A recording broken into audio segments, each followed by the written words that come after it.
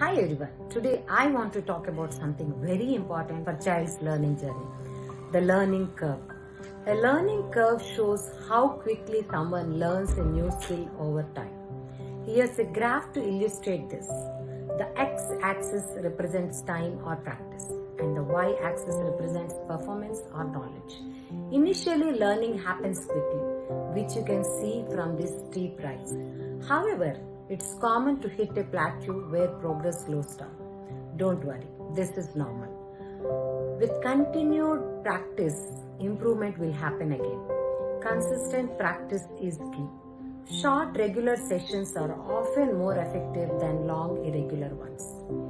Establish a daily routine can help make practice a habit.